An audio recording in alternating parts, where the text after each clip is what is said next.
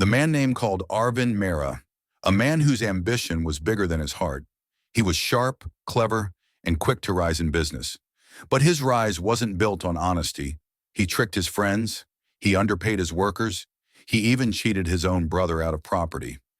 Everyone admired his success, but those who knew him closely carried wounds that his greed had left behind. Arvind believed, the world respects only the rich. Kindness is for the weak, and so he climbed higher, building factories, buying cars, and living in luxury, while others silently cursed his name. Among the many people he wronged was Raghav, his childhood friend. Raghav had once lent Arvind money when he was struggling, but when Raghav needed help years later, Arvind humiliated him. Raghav begged, "Just a small loan, Arvind. My daughter is sick." Arvind laughed, "I don't give money to failures." Learn to stand on your own feet, Raghav left in tears that day. What Arvind didn't realize was that his actions planted seeds of karma, waiting for the right season to sprout. Years passed. Arvind became one of the richest men in the city.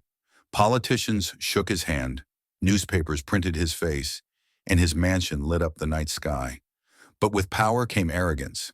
He cut corners in his factories, ignored safety standards, and silenced complaints with bribes. His employees lived in poverty while he wasted food at parties. To the world he looked unstoppable, but deep inside the universe had already begun preparing his fall. One rainy evening, a tragedy struck. In one of his factories, a fire broke out due to faulty wiring. The safety exits were locked to prevent theft. Dozens of workers, including young men and women, were trapped inside. Their screams echoed in the night. The news spread like wildfire. The city that once praised Arvind now turned against him.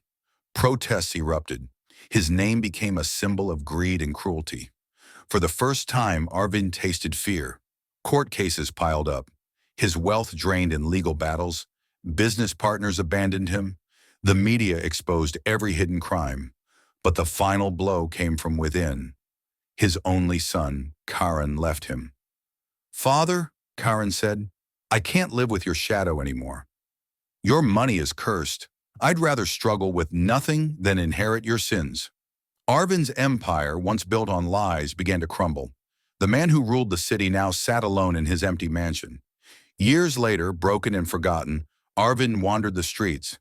His health declined, his clothes were torn, and no one recognized the man who once owned half the city. One day, while begging for food, he fainted near a small clinic. A man rushed to help him, lifting him with care, offering him water, and treating his wounds. When Arvind opened his eyes, he saw the face of the man who saved him. It was Raghav, the same childhood friend he had once humiliated. Tears rolled down Arvind's eyes. Why would you help me after everything I did to you?" Raghav smiled gently and said, "Because what you gave me was your karma. But what I give you is mine. Your actions will return to you, and so will mine." Those words pierced Arvind's heart deeper than any punishment. In that moment, he realized the truth.